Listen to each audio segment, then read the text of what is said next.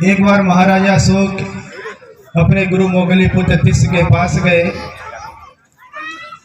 और उन्होंने ऐसे बातचीत में कहा कि भंते जी,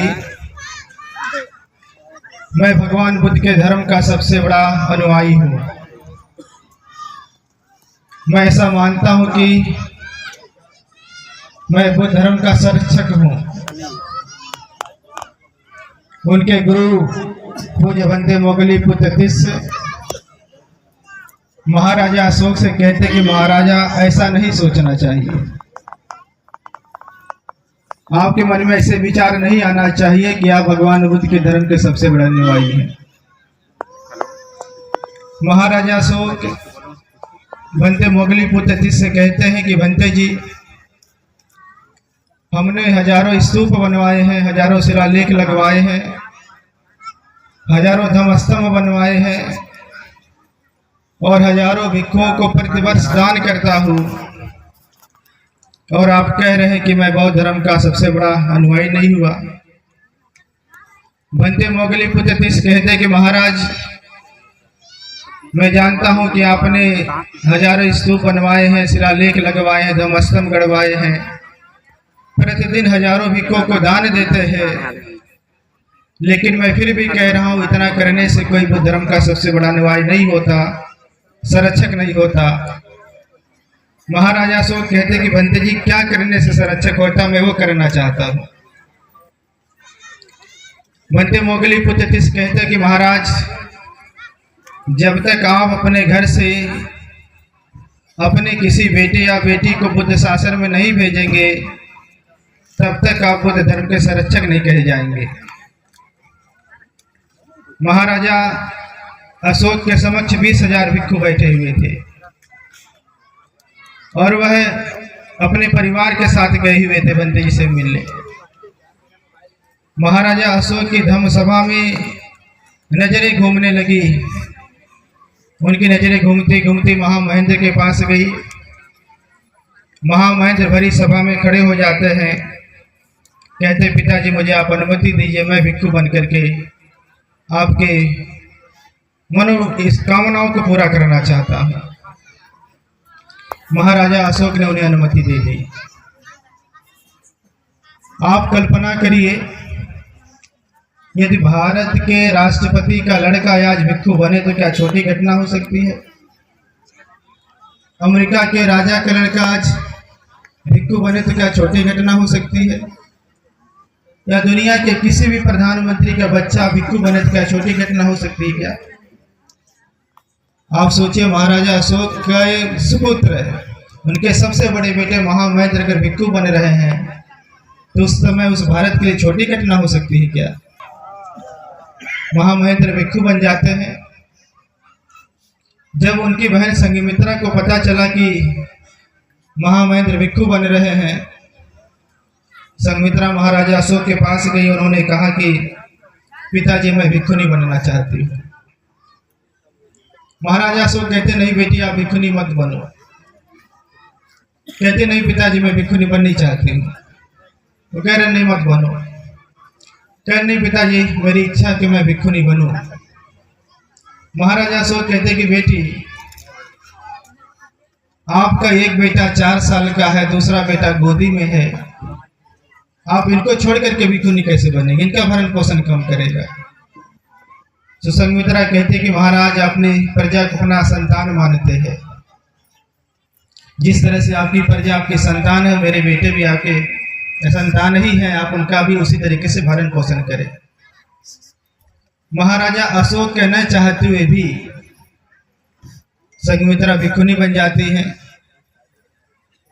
और महामहिम संघमित्रा श्रीलंका जाते हैं, वहां बुद्ध धर्म को स्थापित कर देते हैं। उसके बाद महाराजा अशोक ने पूरे संसार में धम्मदूत भेजे, धम्म प्रचारक भेजे और पूरे संसार में बुद्ध का धर्म स्थापित हुआ। महाराजा अशोक जैसे जैसे बुद्ध धर्म में दिन बीतता गया, बुद्ध के प्रति बहुत श्रद्धालु होते चले गए। एक दिन की घटना है, कोई बहुत सामान्य भिक्षु थे, राजमहल की तरफ आए हुए थे। महाराजा अशोक की नजर उन पे पड़ी महाराजा गए उनके पास और उनके चरणों पे, यहाँ पंजे पे अपना सर रख करके प्रणाम किया।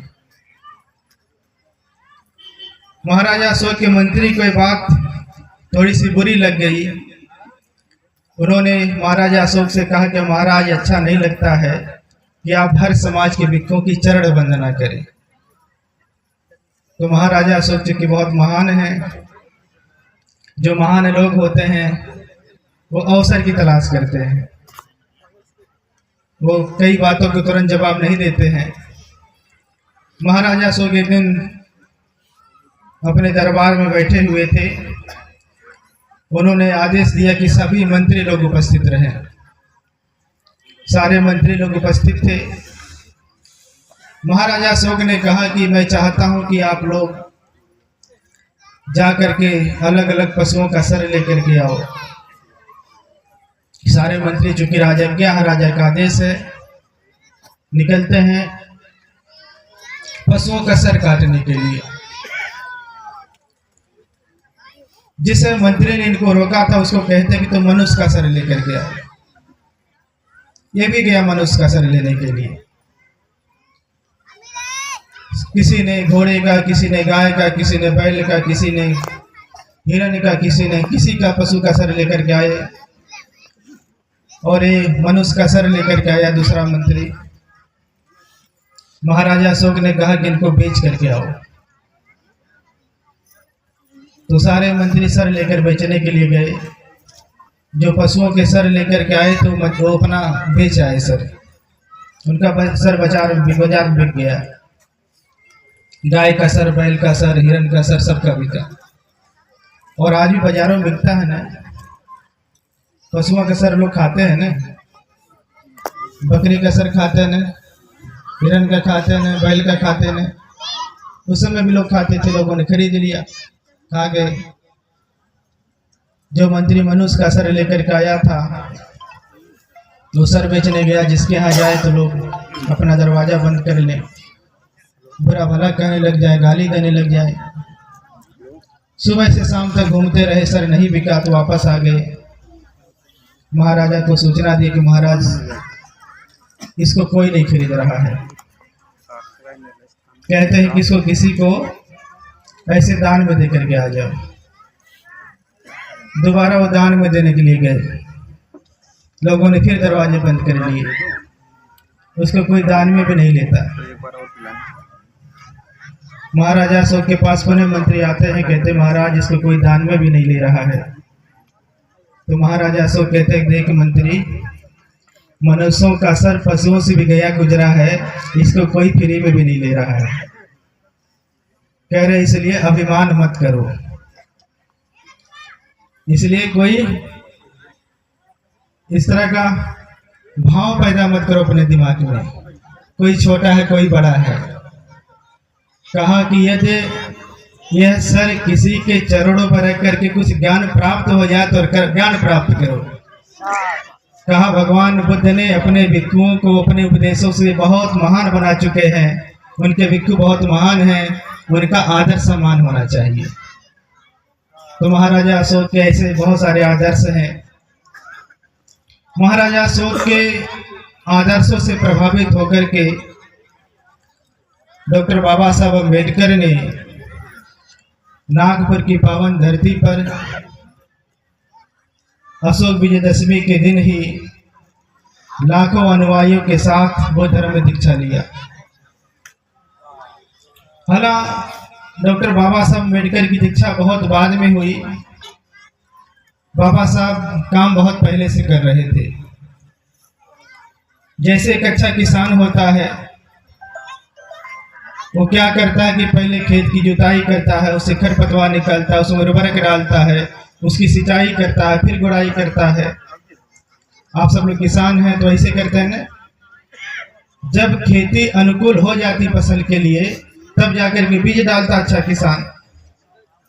तो डॉक्टर बाबा साहब अम्बेडकर 1908 से भारत को बुद्ध धर्म के लिए अनुकूल बना रहे थे। बहुत सारे उदाहरण हमारे पास हैं। 1908 में बाबा साहब मैट्रिक पास किए थे। बाबा साहब के जो गुरु थे बचपन के कैलुस्कर जी, उन्होंने बाबा साहब को भगवान बुद्ध का जीवनी भेंट किया था, बुद्ध चरितम। बाबा साहब ने जब बुद्ध चरितम पढ़ा तो बाबा साहब का जो बचपन है, आप लोग किताब पढ़ लीजिए या ऐसे सीरियलों में देख लीजिए, बहुत सीरियस नहीं, बाबा साहब बहुत उदंड टाइप के हैं। रोज उनका झगड़ा होता है स्कूल में, उनसे जो छोटे होते हैं डेली मार करके आते हैं।